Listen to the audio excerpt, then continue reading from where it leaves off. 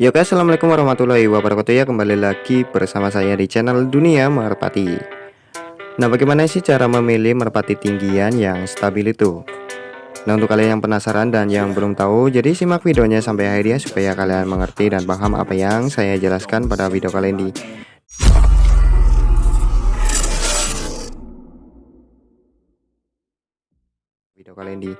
Dan untuk kalian yang baru gabung ya, silahkan ditekan dulu tombol subscribe-nya, karena ada banyak video tentang merpati ini, dan supaya saya juga semangat lagi dalam bikin konten-konten seputar burung merpati. Nah, tentunya pada video kali ini saya akan sharing ya pengalaman saya dalam memilih merpati yang tinggian namun yang stabil.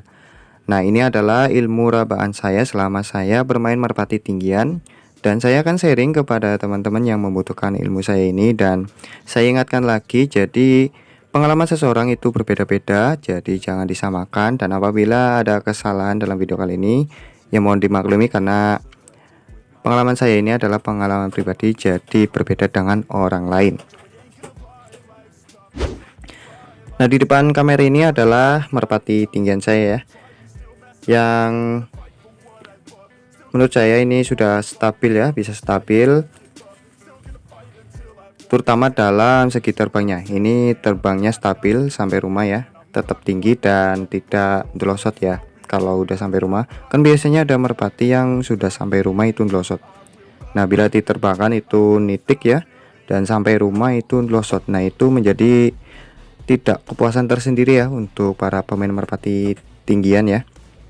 Nah, mungkin di sini saya akan coba menjelaskan ciri-ciri merpati yang bisa stabil tingginya sampai rumah. Oke, tanpa basa-basi yang terlalu panjang ya, mari kita bahas satu persatu. Kayak apa sih ciri-cirinya merpati yang bisa tinggi stabil? Oke, kita mulai dari segi kepala ya. Nah, kita cermati baik-baik dari segi kepala. Nah, ini merpati ini kepalanya itu jenong ya. Nih, agak jenong. Jadi batok kepala depan ini lebih tinggi daripada batok kepala yang belakang nih. Bisa teman-teman perhatikan tuh. Nah, ciri-ciri batok kepala seperti ini atau bentuk kepala seperti ini ya, memang menurut saya itu merpati yang lumayan cerdas atau insting pulangnya itu bagus. Nah, jadi kalian yang ingin memilih merpati, carilah bentuk kepala yang seperti ini.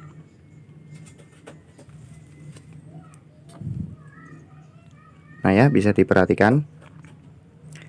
Nah, mari kita lanjut dari segi paruh ya. Nah, untuk paruh merpati itu yang saya rekomendasikan itu tidak terlalu besar dan tidak lurus ya. Maksudnya lurus itu tidak kesini nih bentuknya. Nah, lurus. Jadi usahakan kalian pilih paruh yang melengkung ke bawah. Nah, seperti ini. Ini melengkung ke bawah ya. Dan runcing. Jadi semakin runcing itu semakin bagus. Nah, ini dari segi paruhnya ya. Jadi harus imbang sama kepala. Ideal, dilihat itu ideal. Dan dari segi hidung, mungkin yang saya rekomendasikan itu pilihlah hidung yang menggembung dan menjorok ke belakang. Nih, ini ke belakang ya. Dan pupur putihnya ini itu pekat. Dan biasanya kalau pupur putih pekat juga insting pulangnya itu bagus. Misalkan kayak merpati pos. Nah, merpati pos juga pupur putihnya ini pekat banget ya, bisa kalian perhatikan kalau merpati pos. Nah, sama juga dengan merpati biasa ini. Jadi pilih pupur putihnya itu yang pekat. Oke. Selanjutnya dari segi mata ya. Nah, untuk mata merpati, apapun itu jenisnya, itu saya rekomendasikan yang jernih ya, jadi tidak buram. Nah, jadi bulatan hitamnya yang di tengah itu tidak pecah-pecah ya, alias pekat. Nah, contohnya seperti ini. Tuh, itu jernih. Nah, untuk mata merpati apapun itu, usahakan kalian pilih mata merpati yang jernih. Nah, seperti ini. Ini kan contohnya mata cilamas. Intinya itu harus jernih, karena berpengaruh banget saat proses penglihatan di atas udara ya, saat terbang. Nah, itu mungkin dari segi mata ya. Terus dari bentuk leher atau kepanjangan leher juga harus ideal. Ideal ya.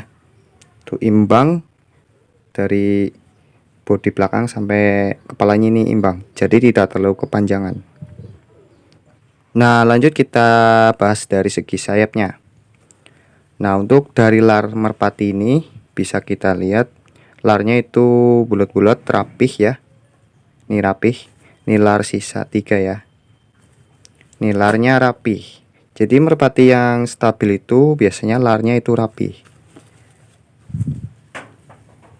Nah, seperti ini ya. Ini larnya rapih. Tuh, imbang juga. Nah, di ujung larnya juga lentur, tidak terlalu kaku ya. Ini lentur. Jika bulu sayap semakin lentur itu terbangnya semakin tinggi. Nah, jadi seperti itu ya. Nah, dari segi tulangannya ini tebal ya. Nih, tebal. Nah, jika otot ini bahunya tebal itu menandakan merpati itu kuat terbang lama ya, dibandingkan merpati yang mempunyai otot yang tipis. Nah, jadi kalian pilih otot merpati itu yang tebal. Nih, tebal ya. Nah, untuk dari segi ekor, nah merpati yang stabil terbangnya itu biasanya kalau dipegang itu ngumpul bulu ekornya. Nah, seperti ini. Ini kalau dipegang ngumpul nih. Jadi ngumpul jadi satu ya. Nih. Jadi saling tumpuk. Nah, ini menandakan merpati juga berkualitas bagus dari segi ekornya. Nah, untuk dari segi kaki ya, kaki juga kalau dipegang Nah, sejajar lurus ya dengan ekornya. Nih. Tuh. Sejajar lurus ya. Nah, ini menandakan merpati ini bisa stabil terbangnya.